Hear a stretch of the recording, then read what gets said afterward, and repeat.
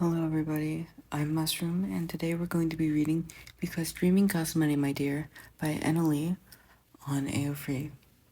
Let's get started with chapter 1, shall we? Will, look! Tommy runs ahead of his brother, jumping in a particularly large puddle that sends the dirty street rain splashing everywhere. He giggles, lifting his feet one by one to spread the water further and further, enjoying the way it feels under his Wellington boots. Tommy, stop it. You're going to get your jeans wet, his brother fusses, reaching down to pull the boy's hood up properly, settling it over the wild blonde curls. Come on, hold my hand. Tommy scrunches up his nose before hiding his hands away in the pockets of his raincoat. No. Hand, Tommy. Mm-mm. Tommy shakes his head before trying to make a dash for it, little legs almost tripping over themselves as he tries to escape. He lets out a giggle of surprise, cheeks flushing ruddy as Wilbur grabs him around the midriff, pulling the 3-year-old into his arms. That's it, no more walking for you, the teenager decides. Tommy frowns, lifting a small palm, wet with rain, and smacking his brother's cheek. Walk, I want to walk. No, you want to run. Puddles, Tommy smiles. Puddles make your clothes dirty. Puddles. It's too raining, Wilbur tells him, before pointing upwards, head tilted to the skies. Look, do you see how dark the clouds are? Dark clouds. It means thunder, his brother explains, and thunder can get scary and loud, so we need to go home, okay? Thunder. Tommy cheers instead, raising his hands to the sky excitedly. Let's see thunder. Let's not, Wilbur sighs, smiling just a little, and it makes Tommy poke his cheek, little finger pressing into the soft of his skin. Get off me, little gremlin. Your fingers are cold. No, warm, Tommy insists. They will be warm when we get inside, his brother hums, shuffling Tommy round in his arms to reach for the keys. Keys, Tommy says, as he hears the familiar jingle. Keys, Will. Uh-huh, Wilbur mumbles idly, tongue sticking out as he jams it into the lock, wiggling it around for a good minute before it makes a resounding click. In we go, he says, turning the handle.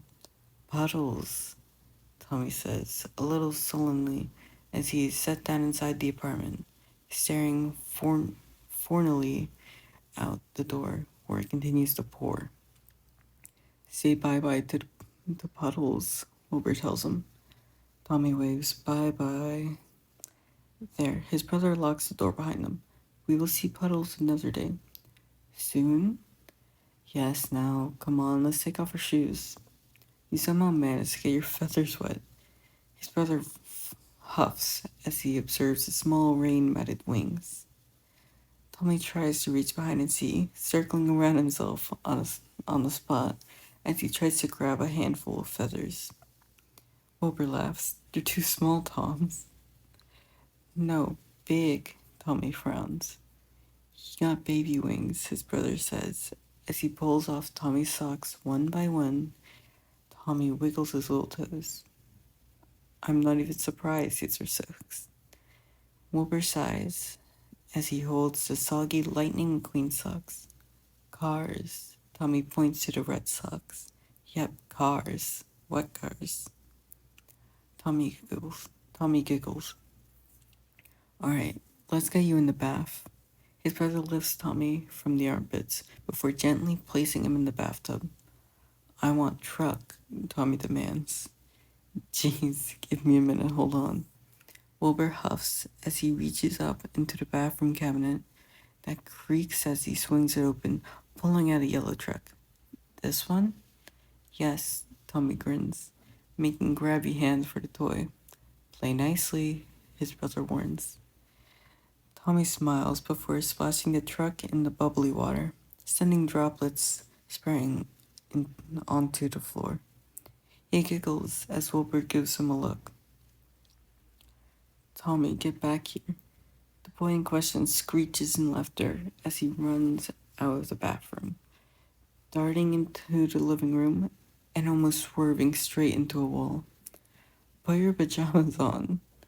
Wilbur crumbles as waves a baby chick onesie in the air, one hand pressed to his hip in exasperation. No, I thought you liked this one. Uh-uh. Well, there's no other option. Come here. Wilbur makes quick strides into the room. Tommy lets out a scream as he runs, and then he trips over his own feet, falling onto the floor headfirst. It's silent for a moment as the boy sits up stunned. Tom, is you alright? He lets out an ear-piercing cry. Okay, hush now, you're fine. His brother tells him as he applies a cream to Tommy's busted lip. Hurts, Tommy says for the sixth time, eyes teary. Hurts, Will, my lip. He clarifies just to make sure his brother knows, pointing to his mouth. Mm-hmm, I'm sure, but you're okay, Wilbur hums. No, hurts. Tommy shakes his head. Maybe you shouldn't have been running away from me then. Always listen to Will, and you won't get hurt, okay? Tommy frowns. How about we preen your wings now? Tommy looks up hopefully. Preen? Yeah. Preen, Tommy sings, smiling once more. Tommy rests his head on his brother's shoulder, chin placed in the juxture of his collarbone, as he sits slumped against the teenager, eyes fluttering. Warm hands move through each wing, going slowly, as they weave through the individual feathers, parting and separating neatly. You falling asleep on me? Wilbur pauses his ministrations. No, Tommy mumbles before wriggling. Preen. Okay, his brother snickers, resuming just as slowly and gently as before. Tommy's eyes fall shut. Alright, be good for everyone, okay? Be a good boy. His brother tells him, reaching down to pat the messy curls. Tommy grips onto his arm. Don't say bye-bye, he says firmly. Tom's, I've got to go to work, Wilbur smiles. No thank you. Tommy shakes his head. His brother laughs, teeth showing as he leans down to press a kiss to the boy's head. I'll see you soon, okay? It'll be really quick, and you won't even notice I'm gone. Tommy, Wilbur prompts after a moment of silence.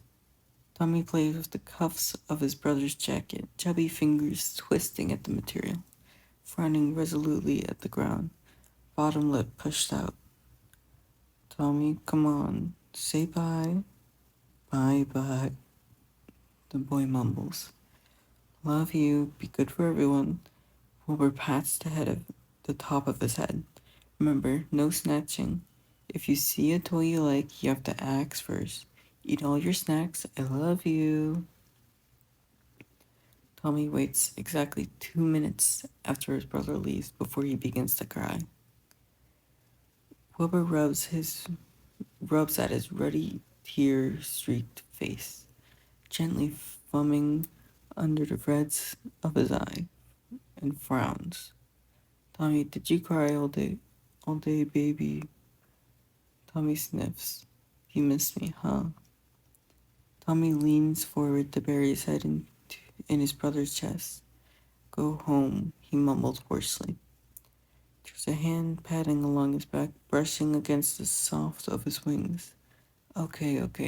Up we up we get. Let's go. Can you think of can you thank the nice carriers for looking after you? Tommy glares before shaking his head. Tom's is very grouchy today. Look at his little frown. Wilbur places his fingers between Tommy's eyebrows, where they are furrowed heavily. Such an angry boy. Do you think chicken nuggets might make him a happy boy? Tommy huffs, trying to make his frown more severe. Dinosaurs. You want the dino nuggies? You want the dino nuggets? You want the dino nuggets? He nods. Alright then, come on. Let's put on your shoes and coat and go home. Tommy grins as he slams a chicken nugget into the ketchup, smearing the tomato sauce along the dinosaur's face. Roar. Oh, that looks very scary. Wilbur covers his eyes in fright as Tommy moves the dinosaurs towards him. Please don't eat me. He giggles, cheeks rosy. It's okay, I save you, he declares seriously before biting out the dinosaur's head. See? Oh my god, Toms. Wilbur places a hand on his heart. You saved me. I can't believe you defeated the dinosaur. You're so strong. Nom nom. Tommy chomps loudly, opening his mouth to show the bloody remains of his opponent. Ew. Wilbur scrunches up his nose. Don't you know you have to close your mouth when you eat dinosaurs, you nasty little gremlin? Tommy opens his mouth wider. I nod. It's nap time, Tommy. No nap. Tommy nap already. He explained slowly to his brother, huffing and rolling his eyes in exasperation. Hey, don't roll your eyes at me. Where'd you get this attitude? Wilbur scolds, although his mouth twitches at the corners, mirth barely concealed. You need to have a nap. I nap already. Yeah, yesterday. Today is different. You haven't had a nap today, and you're getting all tired and grumpy, his brother says while placing their lunch bowls in the sink, turning on the tap to scrub at the plastic surfaces. No nap, Tommy decides, with a cross of his arms before turning around to sit on the carpet, facing the living room window. Well, I guess that means no snacks later. Wilbur hums. Snacks? Mm-hmm. Gummy worms. Tommy wants gummy worms, Tommy declares seriously. Does he? That's interesting. Will he have a nap? No nap. Well then, no gummy bears. Gummy worms. Yes, gummy worms for me. Gummy worms for Tommy. Nap for Tommy. I already messed up already. Yes, gummy worms for me, Tommy frowns, pointing to his chest. Gummy worms for Tommy. Nap for Tommy? Wilbur muses. No. Wilbur sighs as he turns off the tap, wiping his hands along his trousers. What if I preen your wings in the bedroom then? No nap. Yes, no nap, just preening. Tommy falls asleep almost immediately. I have to go to work. Wilbur tries to explain slowly. Work? Yes. Why? To buy things for you. Why? Because you need things. You need things? Huh? Yes, me too. I need things. Don't go, Tommy. Don't say bye-bye. Why don't you try and play with these tricks over there? There's a red one. Isn't that your favorite color? Stay here. I really have to go. Don't say bye-bye. Toms, I'll be really quick, okay? Play with the trick. Be good for everyone. Love you. See you soon, okay? Another day spent crying, Wilbur heaves the boy up onto his hip, Tommy wrapping his arm around the teenager's neck. He sniffles. I'm sorry, Wilbur tells him. Go home, Tommy scolds. On the 14th day that Tommy comes home crying, Wilbur sets him down atop his lap and grasps his tear-stained face between his palms. He stares into his brother's eyes, lips trembling. Tommy, his brother starts. I know you're young. You're so young, aren't you? I'm sorry. You can't understand why I keep leaving you. Not really. I'm sorry. Stay here, Tommy whispers. Baby, listen to me. I really want to stay here with you, but I have to work. I have to. So that you can have the dino nuggets that you like and those ducks in the bath that you like to terrorize. I have to work so you can come home to me. I know you don't understand this, but His brother pauses, head ducking down as curls fall forward. I wish you wouldn't cry so much, he whispers, because it's really hard. Doesn't it get easier? Aren't you used to it yet? Wilbur brings his head back up, and Tommy reaches to pat at the tears under his brother's eyes. Don't cry, Tommy tells him.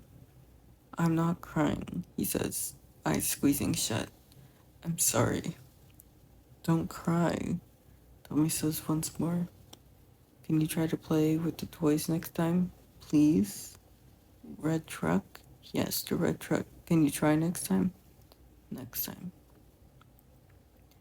The year Tommy turns 40, he starts primary school. Smile, Thomas. Wilbur snaps his fingers to get the boy's attention. Come on, look at me. Stop picking your nose, you nasty little gremlin. Look at the camera. Tommy pauses, gingerly plucking his index from his nostril and sniffling. Too much pictures, Will. Just one more. Wilbur lifts one finger, just one. One. Tommy huffs before smiling. Your uniform is so cute. Oh my god. Wilbur fusses, reaching over to fix the collar of his jumper, to which Tommy tries to wiggle away. Stop, he whines. Sorry. Wilbur grins, not sorry at all. You're just growing up so fast. I don't want to go to school. Trust me, no one does. Wilbur snorts. But it will be fun, I promise. How was your day? How was your first day? Wilbur smiles as he stands by the school gates, offering his hand. Tommy takes it with a magic smile. We take jumping games like this, and proceeds to jump around wildly, yanking on Wilbur's arm and trying to do a twirl around the teenager. Wilbur laughs, eyes lighting up. Really? That sounds so fun. What else did you do? Tommy pauses his jumping. We did coloring and I made the sun. You made the sun? Wilbur gasps. Yes, I did. I'll get it tomorrow and show you, Tommy promises, swinging their joined hands together excitedly. Okay. I can't wait to see. Let me preen your wings, Tommy demands, wiggling his fingers. Wilbur inches away from the child. My wings are okay, actually. Let me do it, Tommy insists. Wilbur sighs. How does it feel? Tommy questions as he rakes his fingers through the brother's wings, fingernails snagging on feathers. Feels great. Wow, you're a natural, Toms. Wilbur replies, voice oddly strained. Tommy grins. He loves his brother's wings. They span out longer than his arms, full and heavy. They're rich dark brown to match his hair. And if you get just the right lighting, where the sun has turned the golden sky, they shine. One day, Tommy comes home and doesn't say a word.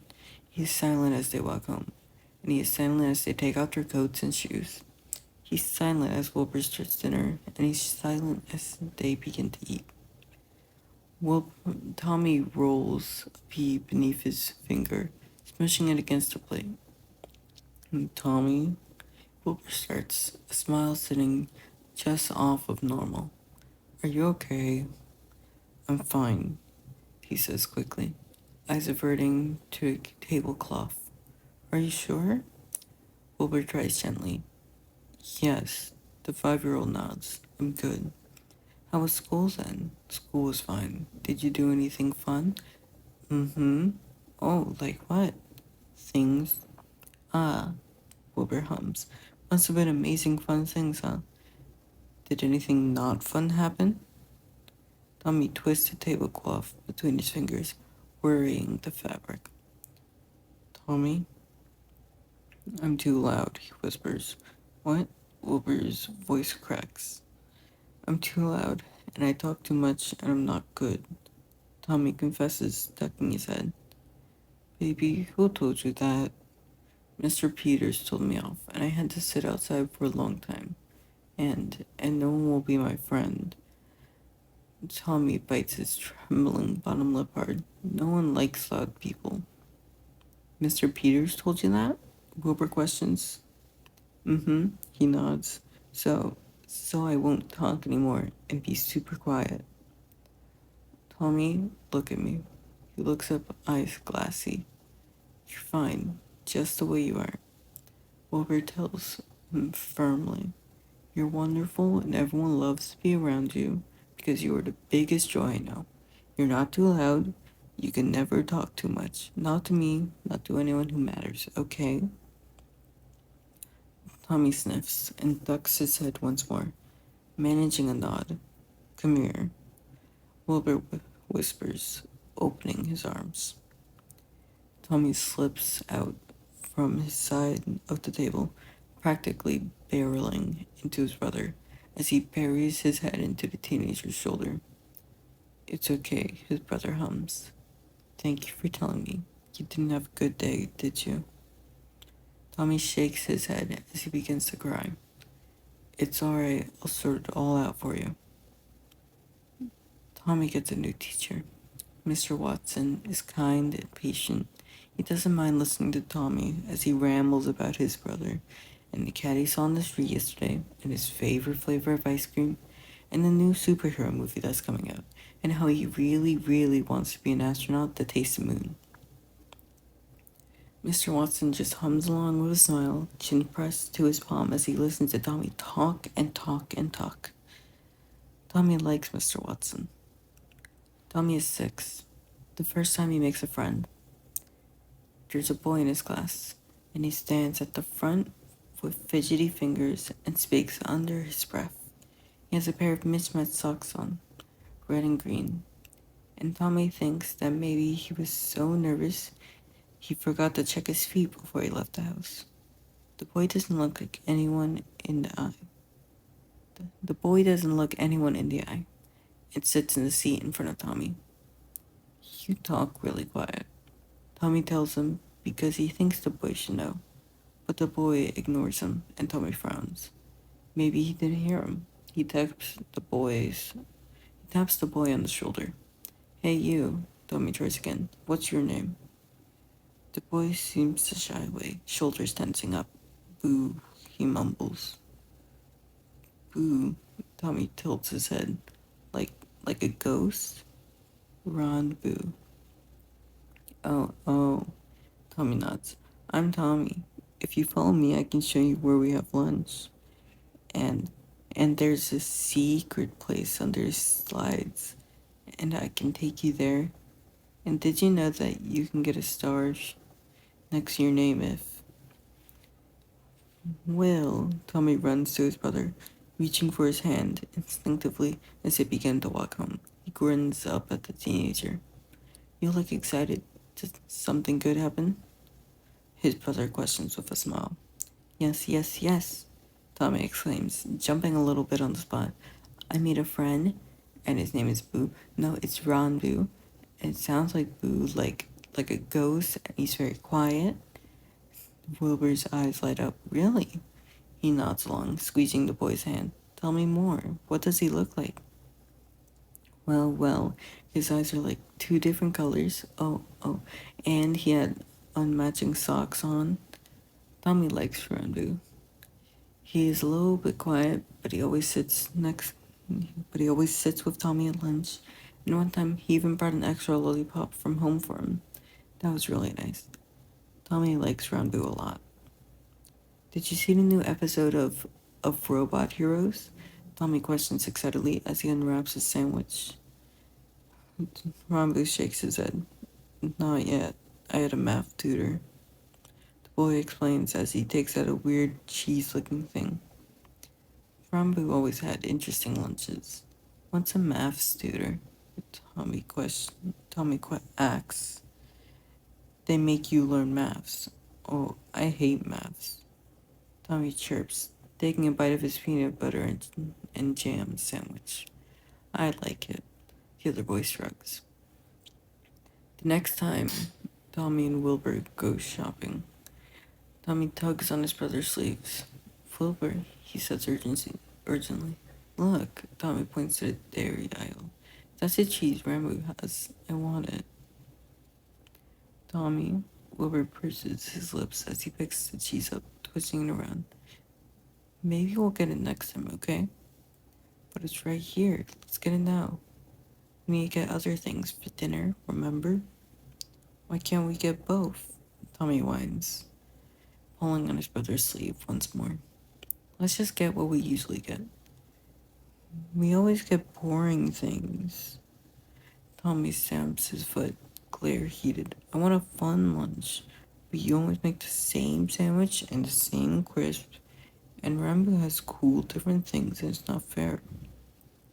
Oh. Wilbur pauses, shoulders slumping. He turns to look down at Tommy. You don't like the things you eat? Well, Tommy does actually like the dino nuggets they eat, and the strawberry yogurts Wilbur always buys, and the pasta he makes. Tommy huffs. I just want cool things, like Rambu. He tries to explain. He didn't mean to make Wilbur look so sad. Ah, Wilbur nods once and twice. Right, of course you do. He smiles as he adds the cheese to the basket. I can have it? Tommy grins, excitedly tapping his feet on the floor. Yes, yes, you can. Come on then. Wilbur pats his head as they resume shopping. Well, I made you something really cool, Tommy announces while his brother makes dinner. Wilbur hums back in acknowledgement. Tommy reaches into his backpack, digging around a little as he tries to find his amazing surprise amongst crumbs and pencils and highlighters. He pulls it out with a grin, turning it over in his hands before standing up. Okay, you have to close your eyes super tight. Okay, wait a sec. His brother nods as he put a lid over the pan before placing his palms over his eyes. I'm ready. Okay. Tommy smiles giddily as he raises it high in the air. Open your eyes now.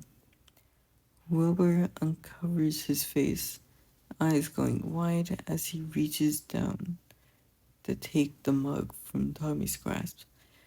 Did you make this? He questions after a moment of silence. For me? Tommy thinks that Wilbur doesn't actually like it and fidgets. Uh-uh. I painted you and me, the sun and some birds. Tommy tries to explain, just in case it's hard to see. His brother turns it over in his hands before smiling. Tommy, it's wonderful. Thank you.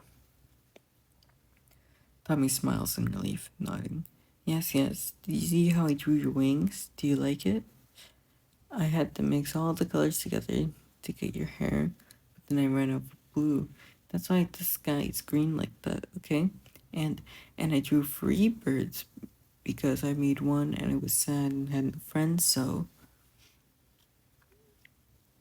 Tommy's 8.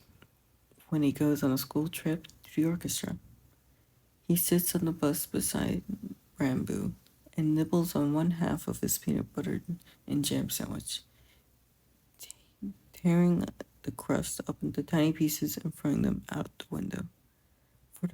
For the birds, he tells Rambo when the boy questions him. It's a long ride, and Tommy almost falls asleep out of boredom. And when they finally arrive, it looks like the most boring place ever. He stares up, unimpressed at the building. Mr. Watson, he calls out to his teacher. This looks boring, he tells the man. Mr. Watson only laughs in reply. You think anything is boring, Tommy?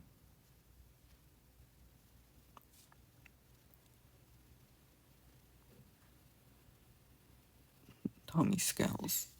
Sitting down in the feeder, Tommy squirms in his seat, to which one of his classmates rudely tells him to be quiet. He huffs, rolling his eyes and slouches in the seat. He could be at home watching TV instead, or building that new Lego set Wilbur got him, or the lights dim, and the feeder is engulfed in a warm, somber red hue. He watches as the violet draped curtains are drawn aside to reveal an assembly of musicians, all perfectly still. So still that Tommy wonders if they are alive. That is, until the music starts. A man stands at the front, waving a wand, and all at once they perform in tandem. There are trombones and harps and flutes and pianos, and they all somehow play together, and they are all somehow in unison. And it's nice, he thinks privately to himself. It sounds nice, and then it all stops at once, and there is silence. Tommy thinks it may have ended, but the lights have yet to brighten and the curtains have yet to close. And then a woman strides to the front of the stage, an instrument in hand, a violin. Tommy isn't sure, but he thinks that what they're called. The, the instrument is held along her collarbone, held at an angle by a slim wrist and nimble fingers. On the other hand, she draws up a long stick, a bow. She, her gaze is clear and aims straight forward at towards the audience, and yet she's not looking at them. She's not looking at anyone, is she? However, she's staring at something. There's something that she's looking for before she plays, and Tommy can see the exact moment she finds it. In the in the way her eyes narrow in something like determination as she begins to play. Tommy has never heard anything quite like it, and he watches with rapt attention as she moves the bow, tense and relaxed simultaneously. She moves with her body as if she's putting more than just music into the theater, as though she is giving them something more, a piece of her in a way. Tommy can't comprehend or explain, but it's more than music, it's more than the sounds. There's something more in the vibrations of the violin strings. There's something more in the way she bends over the instrument. She's trying to tell them something. There's a story inside of the rhythms of the violin. Tommy barely realizes it's ended until he's walking out of the theater. He stares out the window in a daze, eyes drifting somewhere. He distantly notices the way Rambu's head droops and falls on his shoulder. And when they arrive at home at last, Wilbur smiles at him and asks, "How was it, Tom's?" There's only really one thing he can say.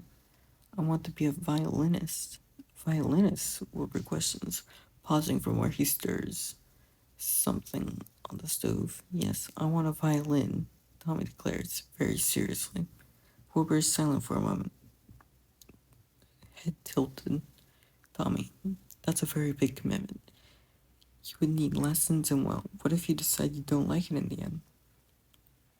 "I will like it," Tommy says simply, because it's true. He knows it. Tommy purses his lips. "Why don't you think on it for a bit? It's a big decision to make so quickly. How about you see if you will still want one in a week?" "I will still want one in a week," Tommy frowns.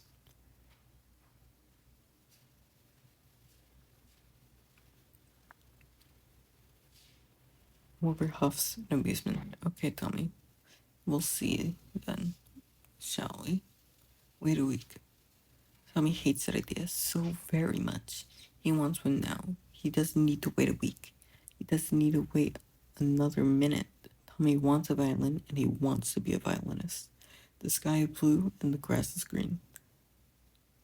"I want a violin," Tommy says the next day over breakfast.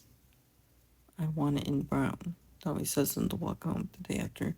"I still want it," he declares on the third day. "I really actually still want a violin, so do you believe me yet?" Tommy asks Wilbur on the fourth day. "Violin, violin, violin," Tommy sings on the way to school as the fifth day begins. "Wilbur, I really do still want it," he insists on the sixth day. "It has been 7 days, a week, and I still really, really want a violin. Wilbur, please." He widens his eyes, pushing out his bottom lip. "Yes, a week of you pestering me," his brother sighs, running a hand through his hair. In exasperation, Wilbur looks tired. Tommy shifts. "Sorry." "Come here." Wilbur calls him over to the couch. Tommy sits down expectantly, eyes curious. "Yes, a week isn't really long enough to know if you're really interested in something like this, but you sound like you really want it, so." His brother reaches beside him and pulls out a box. Tommy gasps. Wilbur holds up a finger. It's not the real thing. It's just a toy version, but thank you, thank you, thank you. Tommy laughs happily, already reaching for the box. Thank you, Will. He grins. You're welcome, Toms. Tommy plays for hours on end, every day. He thinks about his violin when he wakes up, and he thinks about it when he goes to bed. After school, he immediately dashes to a bedroom, the, calling out the instrument, the toy instrument, and bow. Drawing out the toy instrument and bow, and plays for as long as he can. He presses the violin to his collarbone, like he saw the woman do, and he closes his eyes, just like her too. And he plays and plays, and it doesn't sound like her at all. It just makes annoying noises and screeches. But Tommy doesn't really care. He's making his own music. You really like it, don't you? Wilbur muses over dinner. Huh? Tommy looks up at him, an eyebrow raised mouth stuffed full of pizza. The violin. Wilbur explains. Any with your mouth closed, Kremlin. Tommy grins wide, showing off his tomato-colored teeth. Violin of my favorite if my if violin is my favorite. He tells his brother, who leans over to flick him on the forehead. You're so nasty. Wilbur rolls his eyes. Let's make a secret handshake, Tommy decides, as an advertisement break interrupts Robot Heroes. A secret handshake? Why? Tommy huffs. His brother is an idiot. Because it's cool, Will, and no one else will be able to do it but us. His brother pretends to think, stretching his arms out above his head. Yeah, okay. Yes, Tommy grins, standing up from the couch excitedly. Okay, so, let's, start with a high five. He slaps palms with the man, and then a fifth bump, and then a spin, and then finger guns like pew pew, and then let's wink, and then another high five, and then another high five to the side, and then another spin, and jump. Tommy, this is way too complicated. Wilbur deadpans. Stop being old. It's really easy. Wilbur? Tommy breaks the otherwise peaceful silence as the man threads his fingers through the boy's feathers. Why don't we have a mom or dad? The fingers pause. I was only wondering because Rambu has a mom and a dad, and some kids in my class only have moms, but Tommy bites his lip. They all have parents. Does it make you sad? No, I like you. I don't need a mom or dad, but they couldn't look after us, Tommy. Oh, were they sick? Yeah, they were sick. Okay. And their fingers move once more. And Tommy sinks back into his brother's careful misinstructions. Wilbur, watch me practice. Tommy grins as he walks into the living room, violin in one hand and bow in the other. Wilbur smiles, sitting straight up from where he was previously hunched over papers. Okay, I've been practicing a lot. Listen.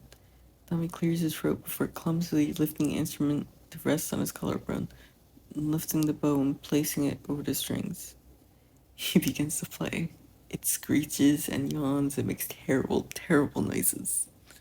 Wilbur smiles throughout the performance, clapping at the end despite his damaged eardrums. Wonderful, Tommy. The boy smiles, all teeth and rosy cheeks. I want to walk to school by myself. Tommy decides one day as he walks into the kitchen, leaning against the counter. Wilbur pauses where he's drying a mug. The one Tommy had painted when he was 6 in art class. It's got a chip on it now, at the corner. By yourself? Yes, most of my friends do it now. You don't need to pick me up anymore. Okay, well, I think we can walk together a little longer. Wilbur tilts his head in thought. Well, I'm old enough now. Tommy stresses, brows furrowing. Oh, says who? I do. Tommy huffs. Wilbur's Rambu walks alone. That's because his parents are busy. I'm not busy after school, so I still want to get you. Yes, but you don't need to, Tommy. This isn't really an argument. You're not walking to school alone. Wilbur rolls his eyes as he places the drying cloth down, turning to face the boy. I'm gonna be 10 soon. Tommy glares. 8 months is not what I would call soon, Wilbur retorts. Just let me go by myself. I'm old enough. Only little kids get picked up. You are a little kid. No, I'm not. Again, this argument isn't happening, Wilbur reminds him. You will walk with me until you're at least 13. 13? Tommy screeches. What the hell? No way. Language, his brother chides. And yes way. Tommy glowers. The day after, Tommy decides that he will walk home alone, with or without Wilbur's permission. His brother can't control him, and if he can't understand that Tommy is really old enough to do things like this, then he will have to show him. Simple. He leaves 5 minutes earlier than Wilbur usually picks him up, because the man's job just ends just after school. He waves to rendezvous as the boy goes the other way, backpack held tightly around his fingers. Tommy smiles. This will prove he's ready. It's easy. It's pretty easy. He's memorized the route by heart from all the times he's done it with Wilbur. He'll be home in no time. He airs out his shirt as he walks. It is so hot today, and the sun shines directly onto the pavement. Tommy tries to stay out of the heat as much as possible, ducking under the shade of trees whenever he sees one. It's nice and peaceful. Maybe he's slightly, just a teensy bit misses telling Wilbur about his day, ranting about the latest thing Rambu told him, or how Mr. Watson gave him a sticker for being top of the class in the latest English homework. But well, he can always tell him when he gets home. Hey kid, Tommy pauses. Was that guy talking to him? He turns unsure. A tall man stands a distance away, quickly drawing closer. He wears a dark hoodie despite how humid it is. Your brother told me to pick you up. Tommy takes a step back. You know my brother? Yeah, we're close friends. What the hell? Now that's got to be a lie. Wilbur doesn't have friends. This man is an idiot. As if Tommy would believe him. No thank you, Tommy tells him with a polite smile. I'm walking back by myself. Kid, there's a scowl, and Tommy feels the uncomfortable sensation of being dragged backwards by his wings. He lets out a scream, which is quickly silenced by a hand over his mouth. Tears prick at the corners of his eyes. Oh no. He thrashes in the man's hold, kicking and trying to elbow him in the side. There's no one around. There's no one to help him, and he's going to get taken away and probably killed like in those mafia movies, and he'll never see Wilbur again. He sobs, trying to bite at the hand, as the man forcibly drags him through the street. You fucking bastard. The voice seethes from behind them, and oh, Wilbur. Tommy's body slumps in relief. He's going to be okay. Wilbur's hand is tight around his, nearing on painful. As they make their way home in silence, Tommy doesn't dare say a word, too busy sniffling and wiping the corners of his eyes. It's silent as they enter the apartment, Wilbur locking the door behind them far more aggressively than necessary. Sit down, he orders, jaw tight. Tommy takes a seat. Wilbur sits down opposite him, resting a hand on the table as he taps his fingers against it in agitation. Tommy watches as his brother takes a deep breath, eyes fluttering shut for a moment before he exhales, jaw loosening. You didn't listen to me. Tommy shakes his head slowly. Why? I... His voice cracks, sore from crying. I wanted to show you. Show me what? That I can go by myself. Wilbur laughs. It's scary. Very scary. Tommy's in so much trouble. He's probably not going to be able to watch TV for weeks, months even. What if he never gets to watch TV again? Oh no. What if he has to live like those kids who have no internet and play card games for the rest of his life? Tommy, when I tell you to do things, I don't say them for a joke. Wilbur says firmly, locking eyes with the boy. Tommy nods. You don't understand, so I'll explain. His brother clears his throat. We're avian. We have wings. That's important. Do you know why? He shakes his head. Avians are one of the rarest hybrids, and so are our wings. Wilbur reaches behind to point to his own brown feathers. They're worth a lot. When I was younger, avian kids went missing a lot. They were taken away from their families, and we never saw them again. Not everyone outside is a nice person, Tommy. I didn't tell you couldn't walk by yourself because I wanted to upset you. I did it so you could be safe. His brother pauses, running a hand through his hair, tussling up the curls as his gaze turns to the table. I just want you to be safe. Please, please don't run off anywhere if I don't know. Don't go anywhere alone, and especially not without me, okay? Yes, Wilbur. Tommy sniffles. He only gets 1 week of no TV. Tommy, Wilbur says after listening to the boy play for the third time of the day. The 10-year-old pauses. How would you like to take lessons? Tommy's jaw drops. For the violin? I saved up quite a bit, so we could try getting you lessons once or twice every 2 weeks. They have rental violins there, so you'll you'll get to have a feel of a real one.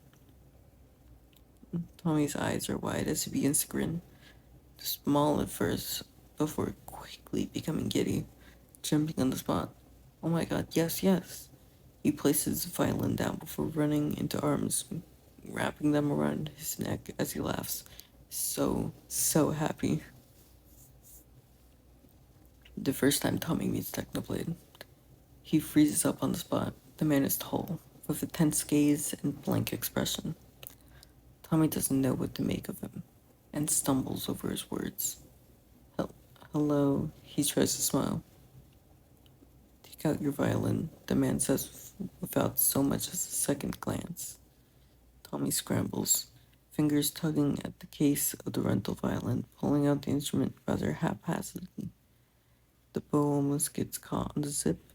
It results with a lot of shuffling and noise. It takes far longer than he hoped, dropping the bow on the floor and having to pick it up. He looks over at the man sheepishly. Got it. Show me how you play. The man leans back against the desk, resting on the edge with arms crossed as he seems to assess Tommy. Tommy nods once and then twice. Right. He places the violin on his collarbone, wrist bending, and lifts his bow with a shaky inhale. He then begins to glide the bow along the strings.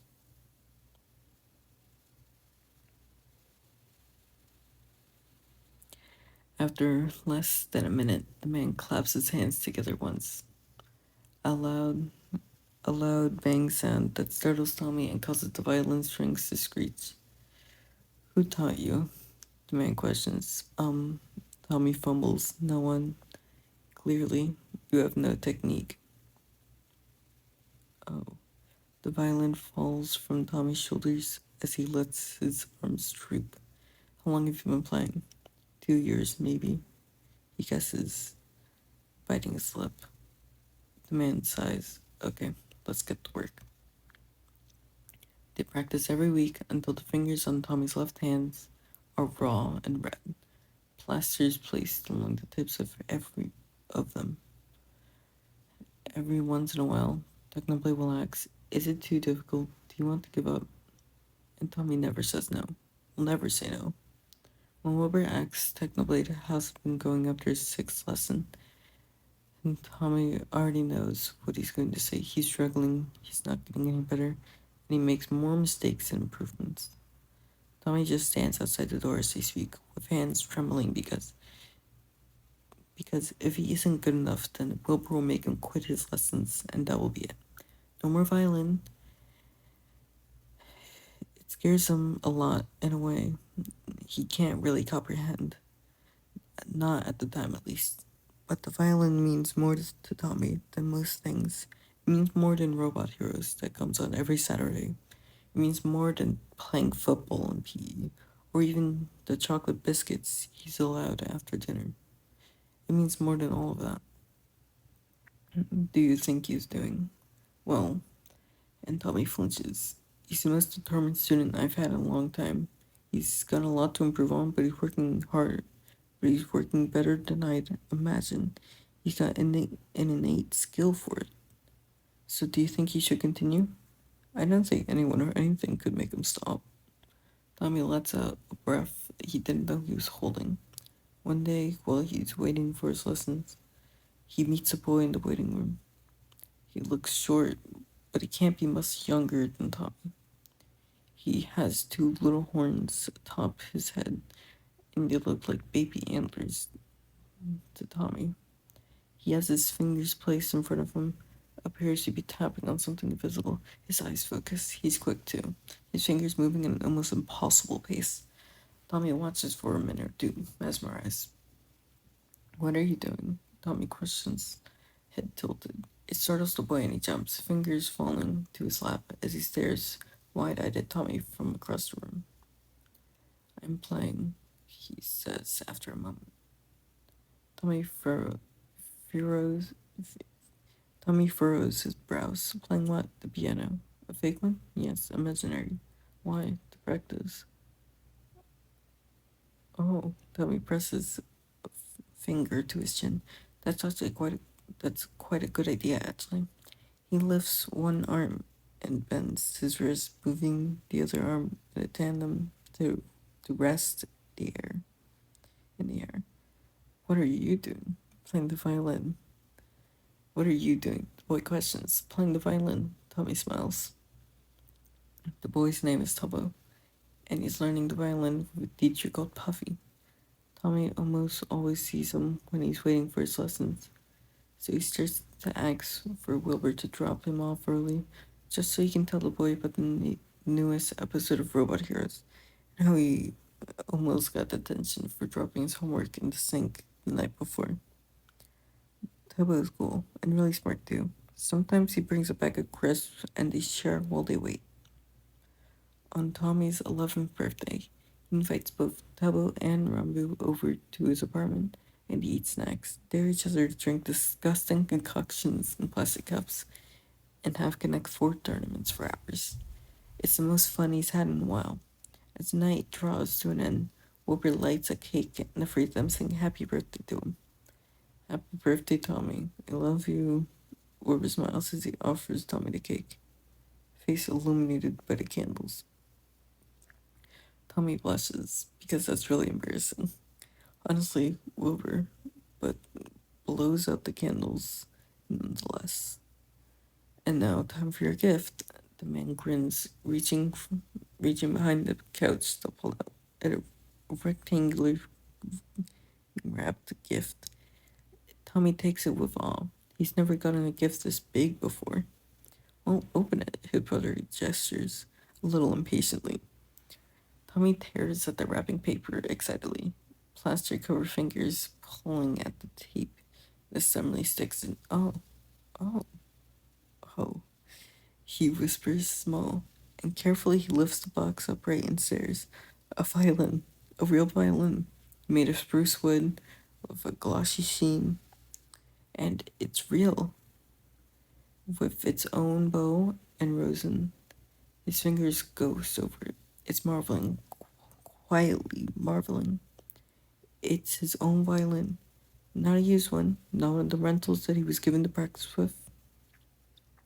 You've been wanting one for a while, and I know you're serious about this. I I won't doubt you anymore, okay?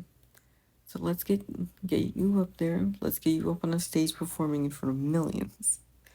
Thank you, he cries. Thank you, thank you, thank you. Tommy practices every day. He wakes up early in the morning before it's time for school, and he picks up the imaginary violin of his mind because it's too early for noise, and Wilbur may kill him. He reaches for the imaginary bow and begins to play. He closes his eyes and moves along the instrument, hearing Technoblade repeating instructions to him over and over until he gets it right, until it makes sense, until it's as easy as breathing. Tommy will practice every day until he's perfect. Wilbur starts to cover his wings. He tucks them inwards and always wears something: a jacket, a dressing gown, a hoodie. Tommy wonders if it's because he doesn't want to be preened anymore. Do you grow out of preening when you're older? Or was Tommy just so terrible at it that he forced his brother into hiding? Why don't you show your wings anymore? He asks over dinner rather abruptly. Wilbur freezes, which is unusual. It's getting quite cold this winter, and mine are sensitive, so his brother takes a bite of pasta. Tommy narrows his eyes. You never did that before. Oh well, it must be the old age. Wilbur laughs. You're 25. Tommy frowns. That's not old, is it? Uh-huh. And I've already got gray hairs. His brother sighs melodramatically. And Tommy rolls his eyes. Oh man, he mutters. Hey, only I can call myself gold. Got it, Gremlin? Tommy sticks out his tongue in reply. Wilbur's wings stay covered until summer and autumn too. It's probably nothing, Tommy supposes. Wilbur tends to look more and more tired every day, spending longer sprawled along the couch, insisting he's just resting his eyes, but really, he's taking a nap. Tommy offers to cook, because, well, he's 13 now. He knows how to make things like eggs and toast and, eggs, maybe pasta. Wilbur waves him off. I don't want you setting the kitchen on fire. Maybe I'll teach you how to boil rice another day. But even as he says that, his eyes are drooping with exhaustion. It's irritating. It's annoying. Tommy starts to do the dishes instead, and when Wilbur insists on helping Tommy threatens to kick the man. Just fucking relax for once. Oh my god. Language. Wilbur shouts half-heartedly as he slumps against the couch. Tommy's eyes linger on his form, and the dull sheen to the man's forehead, and he sighs. Why can't he take care of himself? Wilbur, Tommy calls as he spies the man bent over paper upon paper, glasses falling to the bridge of his nose as he sits at the dining room table. I'm working, Tommy. The man drowns. His hair looks like it hasn't been washed in weeks. Wilbur, I've learned a new song. Do you want to hear me play? A little later, I'm working. Come on, just a small break. He tries once more, wriggling his hands together. The grip on the pen in his hand tightens. Tommy, I'll even be quick. Tommy, I'm fucking working. Wilbur snaps, turning to him with a deep scowl, eyes angry and rubbed red with fatigue. You're always fucking working. Tommy snaps back because he's sick of this. He's sick of his brother looking like he's going to kneel over at any moment, and he's sick of pretending like everything's fine. Every day, you don't even we don't even have game night anymore. And if you're not working, you're sleeping. You're like a fucking robot. And Tommy screams, chest heaving as his fists shake. Are you even here anymore? It's like we don't even. It's like you're fucking dead inside. Why do you think I'm bloody working? Are you going to get a job? Are you? It's just me. Wilbur screams back, standing up from his chair, with a start slamming hands onto the table. It's just me. It's always been fucking me. By myself, it's just me. It's just me. He places a heavy hand to his chest, panting as his eyes go red with something like fury, something like sorrow. Don't berate me for working. Don't berate me for fucking doing what I have to make sure you still get to eat whatever the fuck you want and play your bloody violin. He breathes in and out, throat clogging with something nasty. Right. I'm sorry. I'm sorry for existing and making you work, and I'm sorry for his voice hitches and he hastily bats away the tears from his cheek. Tommy turns on his heel and slams the front door open. He walks aimlessly for a long time with nowhere to go. He should have brought a jacket, maybe. Tommy settles down on a park bench, head bowed between his legs, and cries.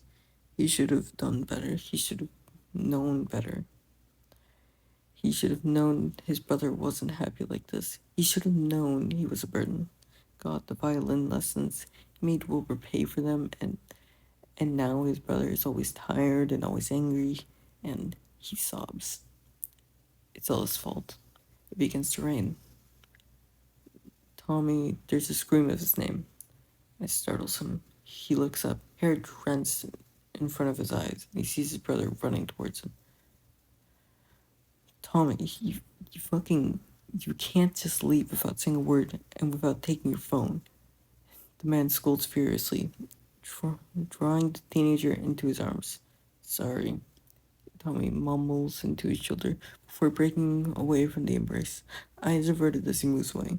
Tommy, look at me. The man places a hand on his jaw, trying to turn his head. Tommy bats the hand away, picking at the skin on his fingernails instead, as he seems to contemplate something. We can sell it. What? The violin. We can sell it. It costs a lot, right? It's still in good condition, so... Tommy, we're not selling your violin. I don't want to play it anymore. You do. I don't. You do. You know this. I don't want to fucking play it anymore, okay? Tommy grits his teeth, glaring up at his brother. With red eyes, I'm done. It's not for me. Tommy, you're so talented. You're not done. It doesn't matter. I don't want to do it. Tell Technoblade I quit. You're not quitting. I am. Tommy, I know why you're doing this, and I'm done. Tommy, listen to me. I'm sorry for the things I said. I was angry. I would never blame you for existing. I would never blame you for being my brother. I love taking care of you, but you're tired, right? You're exhausted. Tommy states angrily. I'm tired, yes, but that's not your responsibility. That's not for you to worry about. Of course I'm fucking worried. Tommy throws his hands up. I don't want you to be miserable because of me. I've never been miserable because of you. He holds a finger up when Tommy tries to refute.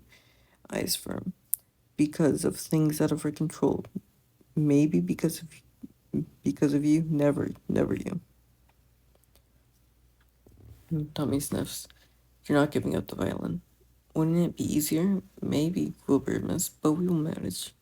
You're going to be on stage one day, performing to millions, and I'll be in that crowd cheering you on, knowing that we didn't give up and we made it. What if I never make it? What if you will make it? And there is a certainty in the man's voice that shakes Tommy's core. Well, Tommy, do you want to play the violin? Answer me now. If you say no, I'll let you quit, and we move on. So tell me. He stares down at his hands as they tremble, as he watches his wrist instinctively bends as he's waiting for the instrument. He needs to say no. It's so selfish. It's such a selfish thing to do. Tommy blinks back the tears rapidly. I want to play. Bobo smiles. I know. He opens his arms and Wilbur falls into him, forehead pressing to the man's soaked shoulder so desperately.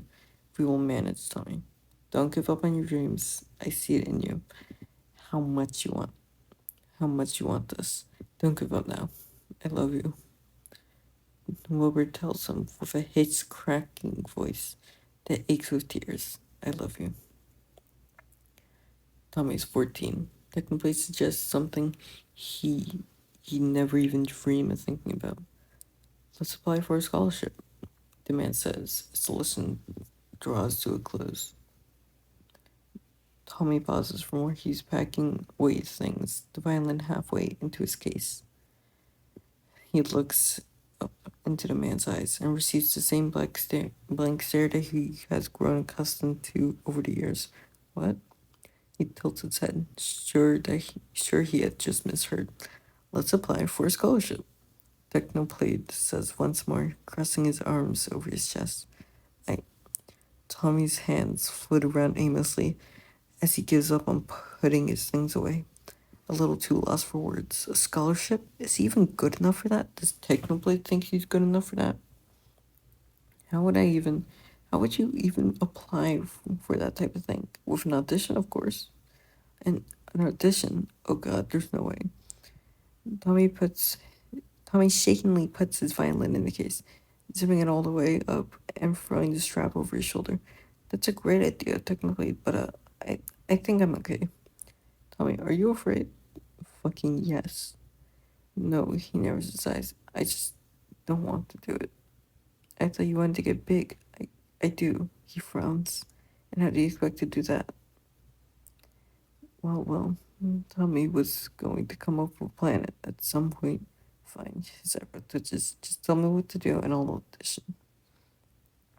When Tommy arrives home, his brother is sleeping on the couch. He huffs a little fondly. The man probably hasn't eaten since he left.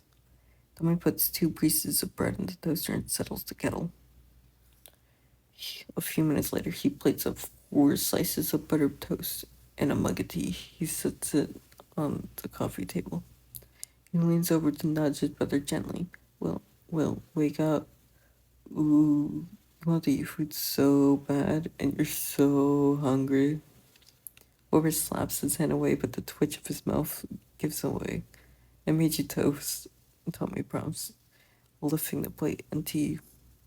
Thank you, Tom's, the man slurs, still drowsy with sleep. You would shrivel away and die if I didn't live with you, the boy scowls, lifting a piece of toast and waving it around the tray entice the man. Ooh, yummy toast, say ah. He shoves toast into his brother's mouth, which is conveniently not open and ends up just spreading crumbs everywhere and leaving Wilbur coughing. Oops, Tommy snickers, gremlin. His brother mutters hoarsely, sitting up and reaching for the tea and taking a large gulp. I'm applying for a scholarship. He decides to tell the man now rather than later. Tommy gets a face full of warm tea and sweaters, eyes going wide. Wilbur, he screams, disgusted. Sorry, the man wipes at his mouth. You shouldn't have setting the mug down. You shouldn't have surprised me so suddenly like that. Don't blame me. Tommy shouts as he wipes his sleeve furiously over his face. So a scholarship, huh? Willard tilts his head. Tommy nods, wiping at his forehead. Yeah, technically it thinks it's the best way to start getting recognition, you know. And a music school would be really, really cool. A hand is placed atop his forehead, ruffling the curls softly. Tommy, I'm so proud of you. Whether you aced your auditions or not, you're gonna make it anyways. Tommy smiles. The auditioning hall is large, and it echoes as he makes his way to the stage. It's an empty auditorium, and yet Tommy imagines there are masses upon masses going to watch him perform. His hands shake with something fierce as he lifts his violin to his collarbone and inhales deeply. Begin. Tommy opens his eyes, looks at the center of the great imaginary big crowd, and searches for one person, just one. His brother waves, grinning back at him, and he smiles. Lifting his bow, he begins to play. Do you think you got in? Typical questions over a mouthful of burger, his eyes wide as he chews. Roundboo subtly shifts away from the boy, chewing quietly on his fries. Tommy tilts his head. I don't know, man. He huffs. They had no fucking reaction. It was like performing to a wall. Did you do good, though?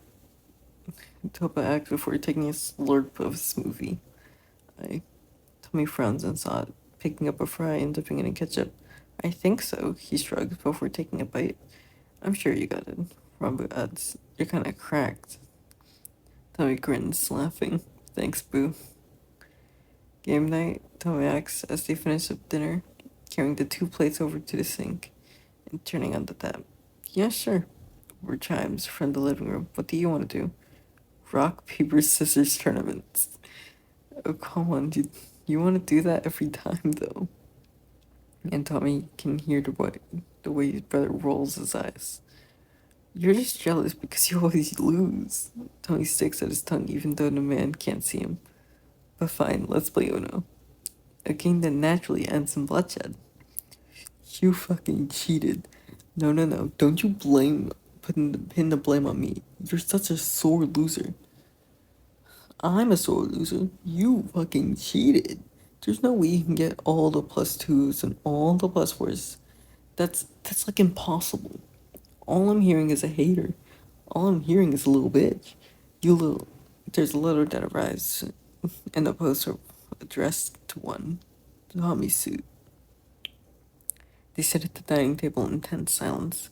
Wilbur clears his throat. It doesn't matter if you get in, okay? There's loads of other paths you can take. Tommy nods once, then twice. Yeah, yeah, of course. Yeah, Wilbur nods. They sit in silence for another moment. Tommy rips the letter open abruptly, unfolding the paper and scans for the words such as sorry, unfortunately, and anything else terrible. His shoulders slump. Wilbur's eyes go wide. Hey, hey, it's okay. You can always audition next year. Wilbur? Tommy sniffs. Yes. I fucking got in. Tommy screams, leaping from the table for whoop. Oh my god, you little gremlin. Wilbur shouts, but he's smiling as well. And they're laughing and they're hugging and they're shouting because there's a letter on the table with the word congratulations written in bold. Wilbur falls ill suddenly, terribly. He comes down with a fever that refuses to end and leaves his skin boiling to touch. Tommy presses a palm to his brother's forehead and frowns at the way it heats his palm with sweat. Wilbur's eyes are squeezed shut and rubbed raw. He looks to be in pain even in his sleep. Tommy sighs, sitting by the side of the man's bed. He needs to call a doctor. It's probably just a really bad cold, maybe even the flu, but he has to be safe. Tommy's left on hold for around 20 minutes as he waits, getting up to rinse out a cold, wet flannel and place it on his brother's head in the meantime. The man barely twitches, but it seems to bring some type of relief. Hello. He picks up the phone almost immediately. Hello. Hi. My brother has a really bad fever and they say he'll be fine. And they say he'll be fine, but he needs to stay cool and drink plenty of water. Try giving him some medicine too. Tommy keeps this all in his head as he picks up the flannel, now warm to the touch, and rinses it back out with cold water. He takes out the blankets and off the bed and frowns. No wonder, Wilbur's a fucking idiot. He has a jumper on despite his temperature. It's not surprised he's burning up so bad. With an exasperated sigh, Tommy struggles to lift the man up. Wilbur, wake up. We need to take your jumper off. You're too hot. He tries to tell him, but the man only hums, leaning forward to rest his head on Tommy's shoulder. He's really out of it. Can you lift your arms up? He tries again, and gets nothing but an incomprehensible murmur. Fine. He'll have to do it himself. It's difficult, really, to maneuver a man as tall as Wilbur, but he's surprisingly light and ever so slightly, painstakingly slowly. Tommy manages to get one arm out of the jumper and then the other and pulls it off of his brother's head. Tommy lets out a whoop of victory, grinning as he flings the jumper to his side, turning back to the man, and says, "You were no help at all." Only to pause. Blood stains the pillows beneath as Wilbur lies back, eyes shut. Wilbur. Tommy reaches a trembling hand towards the man, towards his wings. His wings are dyed red, matted with it. There are patches everywhere. More than there are feathers. His feathers, there are few and far in between. And Tommy blinks once, then twice, thinking it's a trick of the light of his eyesight, of anything, because where are his feathers? Where are his feathers? Where are his feathers? Tommy manages, voice suddenly hoarse. The man is still. Why won't he fucking respond? Where are your feathers? Tommy screams, placing a hand on his brother's shoulder and shaking him. Wake up. Wake the fuck up. He calls the ambulance. It's silent in the hospital room. Tommy sits in the chair beside the bed. It's uncomfortable, made of plastic, and hurts his ass. He glares up at the ceiling. Are you right, young man? The doctor walks in. Tommy is silent. I need to ask you a few questions. The man clears his throat. The man counts the tiles on the ceiling. 34, 33, 34, 35, 36. Was your brother involved in any violent activities? Who the fuck does he think Wilbur is? No. Was your brother in possession of drugs of any kind? Doesn't do shit like that.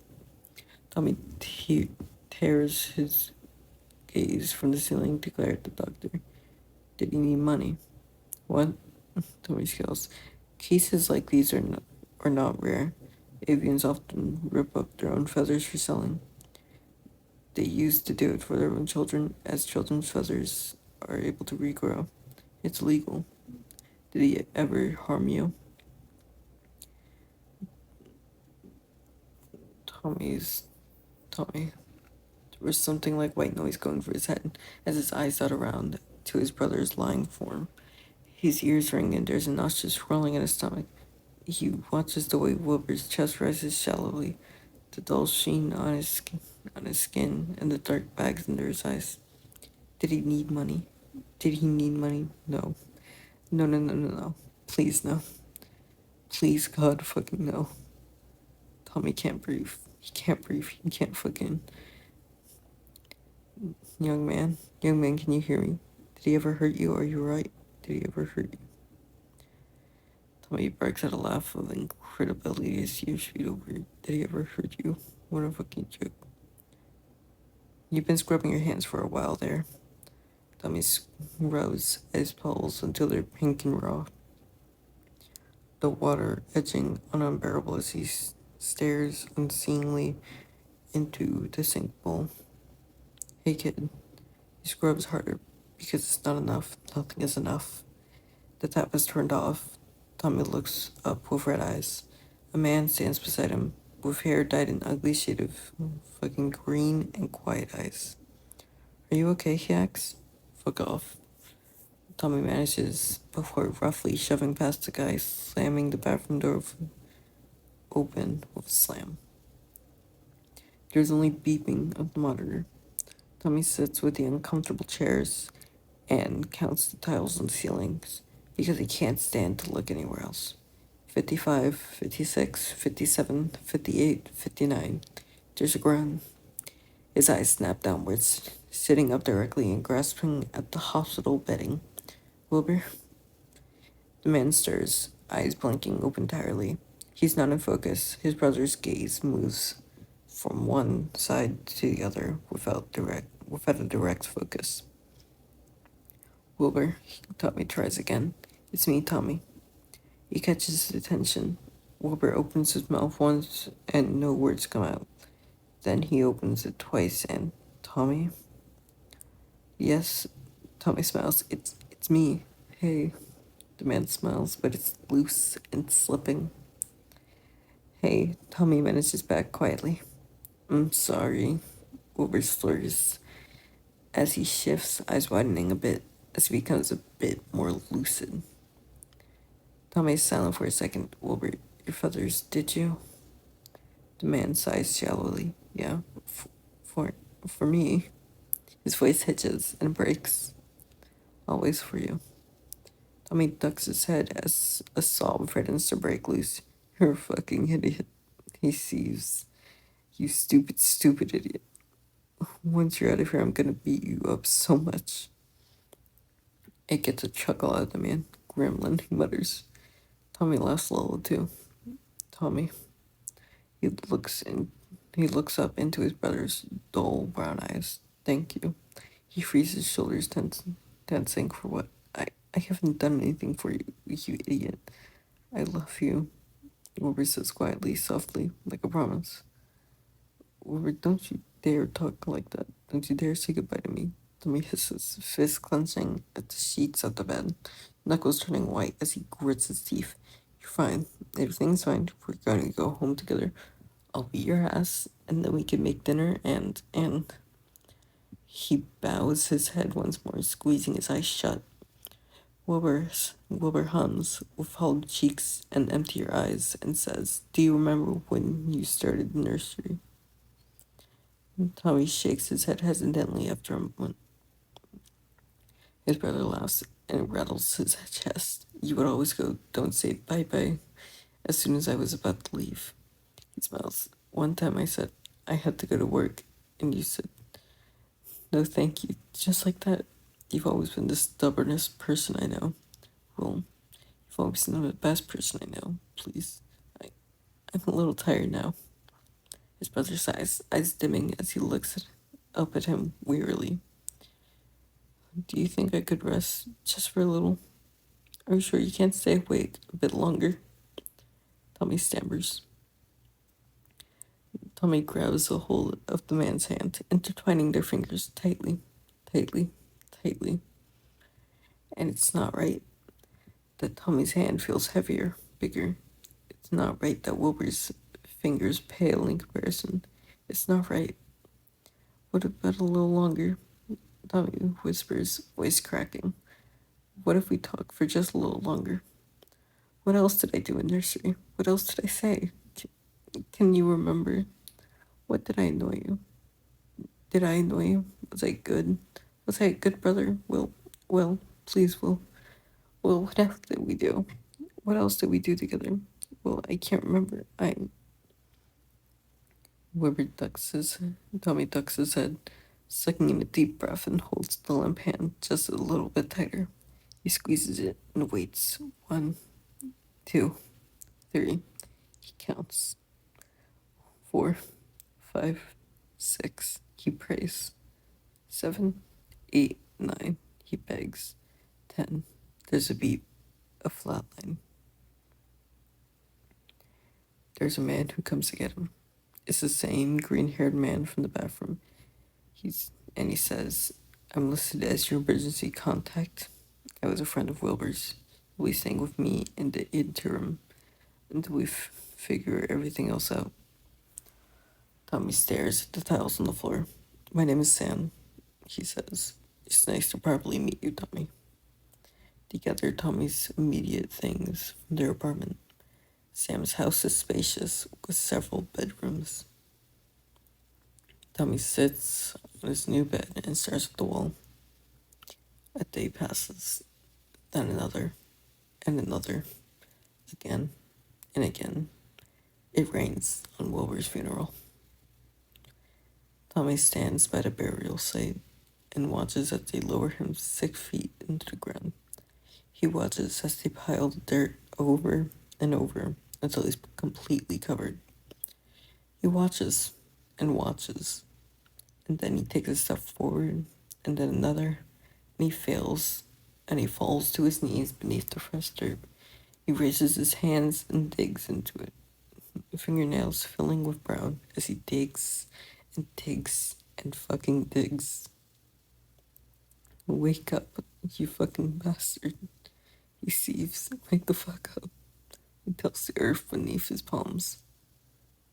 Wake the fuck up, you bastard. You fucking bastard. Stop pretending, he screams. Wake up, wake up, wake up. They have to drag him away, screaming and kicking. Another day passes. Then the next. Tommy, you need to eat, Sam tells him, pressing a bowl of cereal into his hands. Tommy takes the bowl and throws it against the wall. There's a small violin lying next to his bed. It's made of plastic, and it's fucking ugly. A bow lies next to it. Tommy picks it up, walks into the hallway. He grabs it by the handle and smashes it against the wall again and again and again, over and over as it breaks and bends until it's lying uselessly on the floor. Tommy. He stares down at the broken violin. Tommy, I thought Wilbur bought that for you as a gift, didn't he? Tommy lifts his heel and presses it into a broken toy instrument. Tommy, can you please come eat something? He lifts his foot again and slams it back down. Tommy, Wilbur wouldn't have wanted this. He pauses. He can't want anything. He's dead. He would have wanted you to be happy. I ruined his life. Tommy snaps, screaming. Why can no one else see that?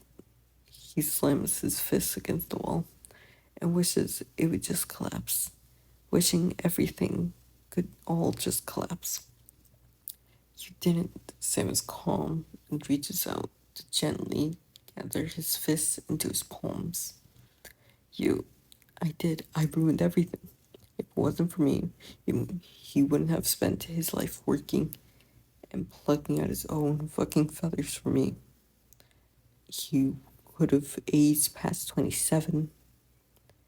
Tommy rips his fist away from the man's grasp, eyes red and blazing with fury. If it wasn't for me, he could have gone to university. He could have done what he wanted. But he spent his entire life looking after me. And what was the point? He pants, chest heaving, and his hands twitch with the urge to grab something and break it.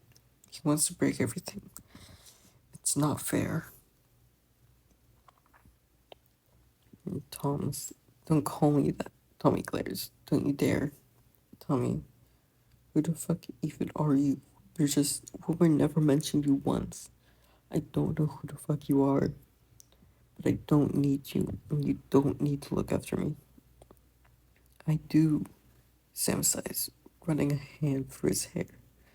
And he's probably stressed. He doesn't want to have to deal with the maniac of a kid who just screams and fights, and he doesn't know peace. He hasn't known peace since Wilbur fucking died. I wish I was never born, Tommy confesses, and it's like the previous bubbling inferno inside him has simmered down and given up. Turned to steam that pours out of his skin and deflates him from the inside out. His shoulders slump. If I was never born, Wilbur wouldn't have to look after me, and he'd be alive, and he'd be happy, and everything would be okay again.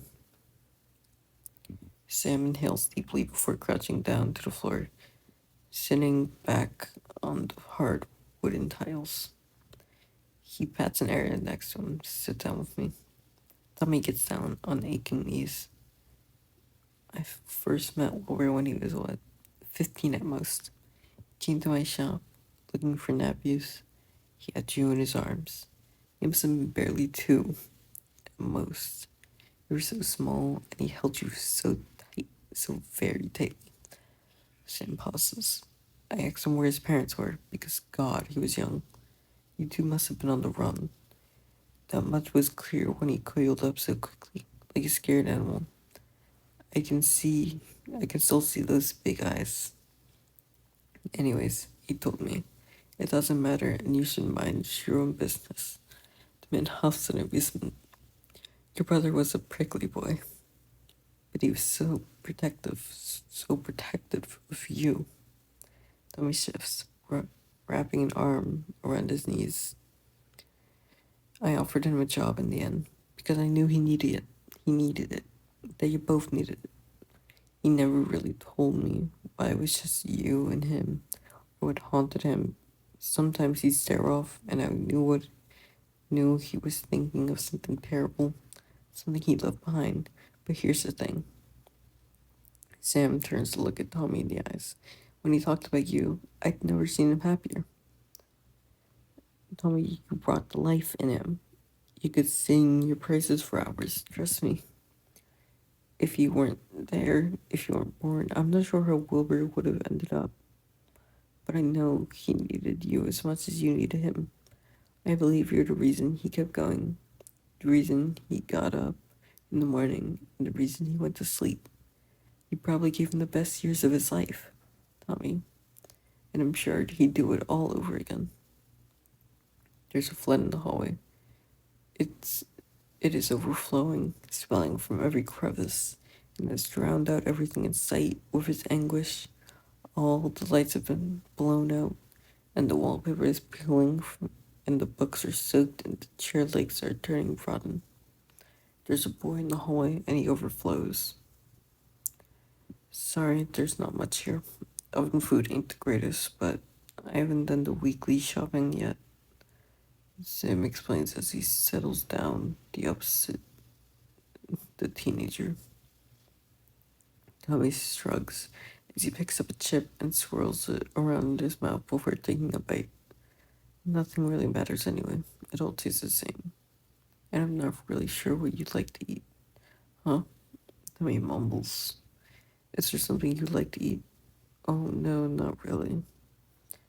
He shrugs before picking up a chicken nugget and dipping it in the ketchup.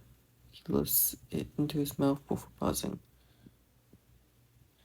Sorry if it's a bit childish. I have nieces and nephews who eat them, so. Tommy stares down at the dinosaur chicken nuggets. It looks a bit like a T-Rex. It's so silly. Who would even make these things? It's so. Tommy, are you okay? Huh? Tommy, you're crying. Oh. He reaches up gingerly to pat his cheek and feel the dampness. Tommy blinks rapidly. That's weird. That's weird. I don't even know why. He ducks his head as the tears spill over. The chicken nugget was held stupidly tight in his fist as he gasps. Why is he even crying over such a silly thing? I can't even remember why, he manages, staring down at the dinosaur shaped food. It must be horrendous. He tries to joke, voice cracking. It's got to be. Dubbo asks to go out for burgers. Tommy says no. Dubbo forcibly drags him out of the house. They sit on swings and talk about nothing. Didn't we get used to these with Wilbur? The boy questions as he fiddles with a red ice lolly. Tommy looks over. Yeah, we did. It was so hot back then in the summer, wasn't it? Yeah, summer holidays last forever. We used to do so much stupid shit just to pass the time. We made a secret handshake between you, me, and Rambo, didn't we? Yeah, I was so obsessed with those. Even with Wilbur, it was so stupid. But I thought it was the coolest thing ever. And Wilbur would always forget the last step. He was so forgetful sometimes. And he was the best at preening my feathers. He used to trick me when I was younger into having a nap by preening me. Tommy laughs. I remember I used to always beg to preen his. I think he just pretended to like it because I was pretty terrible. What an idiot. He was so. He pauses. He was. Tommy chuckles a little unsteadily. He was. There's a burning beneath his eyes that wasn't there before, and Tommy's helpless to stop the tears that spill over. Wilbur, his brother, the one who put him to bed, who cared for his wings, who fed him every single day, no matter how little money he had, who brushed his hair, who knew his favorite yogurt, and had always bought it, who gave him his first violin, who paid for his violin lessons despite everything, who kissed his forehead just as much as he flicked it, who's not afraid to play dirty a game that who loved him and loved him and loved him. He said, I love you, when leaving for work, pressing a kiss to his forehead and smiling for both of them. I love you, despite his anger gripping him ever so tightly in the rain. A hand pressed to his shoulder. I love you, with a grin, holding a birthday cake. I love you, with dimming eyes. I love you in the morning. I love you in the night. I love you unconditionally. Tommy realizes with a start, a smile of disbelief as he laughs just a little. He's gone. He's really gone. Wilbur, his brother, the one who loved him despite everything, is no more. A hand wraps around the back of his neck, and Tommy falls into Toba's collarbone. The teenager holds him close. They stay like that for a while. Technoblade visits with a letter in hand, a letter he had thrown away. Fucking Sam. So you're not going? The main question is, or are you afraid? I don't want to play anymore, Tommy tells him. Tommy tries to pick up the violin. It burns in his hand. Can't even look at a fucking violin anymore without wanting to throw up. He sacrificed his life to give me those lessons, and I can't even fucking do what I was meant to do. Tummy shakes. What were you meant to do? Make use of my lessons and play the violin. Go to my scholarship. Do do something incredible to make for the fact that it feels like he sacrificed everything for nothing. Do you think he wants you to play the violin? Yes. Or do you think that he wants to make you happy? What? Tell me, Wilbur paid for those lessons because he knew you wanted it. He knew that playing the violin made you happy. It brought something out in you, and he wanted to see you thrive.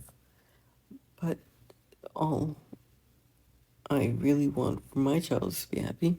It doesn't matter what you do. Wilbur saw what the violin gave you, and decided to do his best to make you the happiest child there could be. There was no sacrificing, not really. He did it because he wanted to. He chose to look after you. Don't forget that. He was young when he started taking care of you, wasn't he? The main questions. Tommy nods silently. He could have easily sent you elsewhere, but he didn't. Mr. Watson exhales. People make choices all the time, Tommy. It doesn't mean you're responsible for them. Wilbur chose to do something like that for you. He wasn't looking for anything in return. Don't turn his love for you into something like a burden. Hold it carefully and cherish it the same as you did before he died. Because he's still here.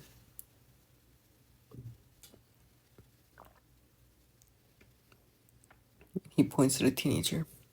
He's still very much in your life, isn't he? You probably see him everywhere you go. Embrace it. He calls Technoblade. He sets the violin down with trembling fingers. He sets it down and presses his fingers against the cool of the wooden desk. His hands burn with something powerful, something he can't explain. But it seems to set his nerves alight at the mere touch of the instrument, like to torching an open flame, to touching it in open flame. He can't do it.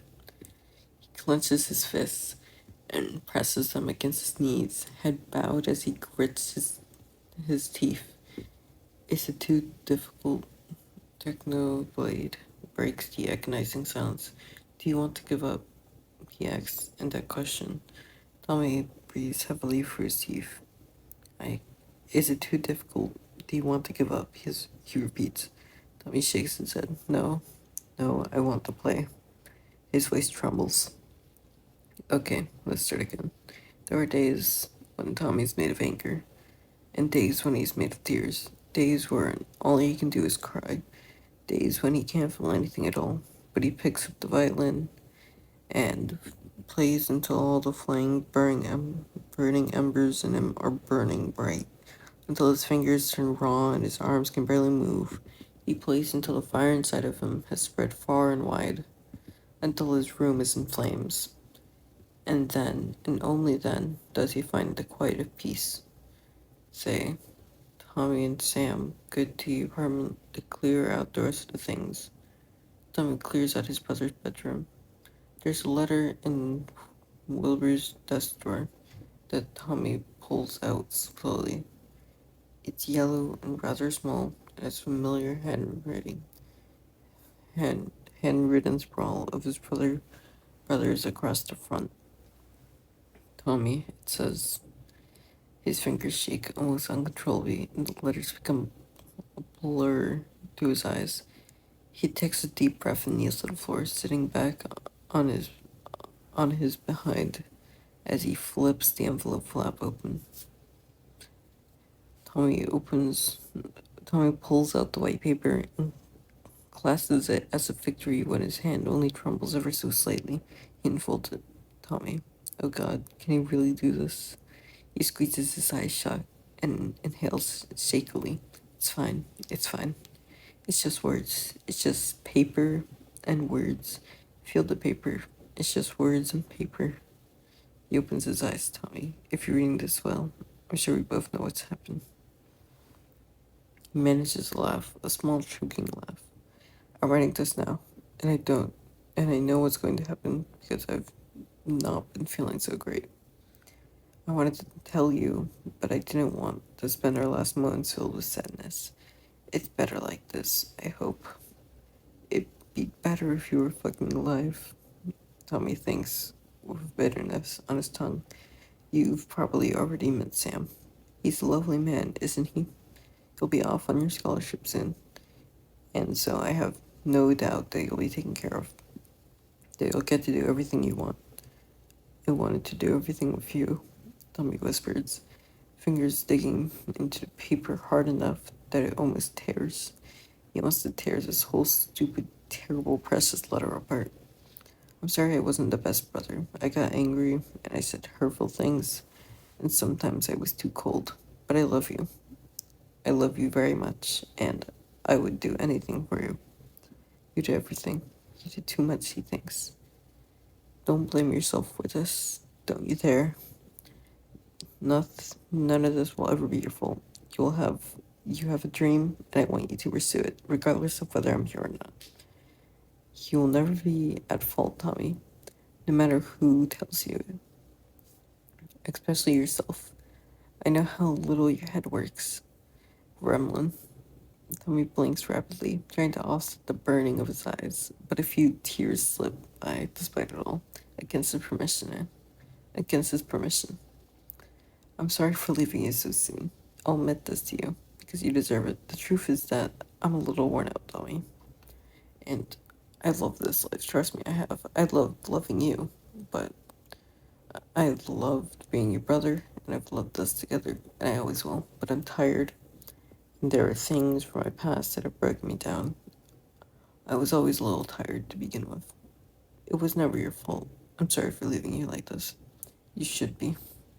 Tommy grits his teeth, trying to glare into the lever, sprawled quickly, haphazardly, entirely. Wilbur, listen to me, and listen carefully. Tommy, don't you ever give up that violin. It's your dream. I can see it clearly in your eyes. Never give it up. Go to your scholarship like you deserve, and perform to the biggest fucking crowd you can find. I'll be watching, always. A sob is torn from his throat. Go and play your goddamn violin. It is silent as he strides across the stage with a click of his heels, gaze held straight as he pivots to stand, facing the audience. He closes his eyes as he lifts his arm, sleeve of the suit crinkling, to place the violin upon his collarbone, resting just so as he tilts his head and raises his other arm. Bow finding itself on the strings. He opens his eyes and looks, calm eyes searching and seeking as they scorn the audience in front. He is not looking at them, his gaze is elsewhere. And then there is a moment of crystal clear clarity in the blue of his irises, a moment where he snaps the focus, alert as his eyes narrow into something like determination. There is a moment of silence, and then there is not. He is still, and when he is in motion, in moment, like no other, as he bends with the instrument, as he steps forward with the power of his trill, and moves downwards with his somber hum. As he shakes and trembles along with the vibrations of the violin, because he is putting more than just music into the theater, more than chords that reverberate from the stage. He's giving more. He's sending a piece of himself outwards. He's telling a story in more than words, and he refuses to let it go unheard. He plays until the entire theater is lit with flames, and he breathes among the ashes. He looks further from the audience, hears further than the roar of applause. There he sees a man with a head of rich curls and dark, warm eyes, a set of luxurious brown wings that are held high behind him, and a smile that shines brighter than the entire theater. There he sees him, and Tommy smiles.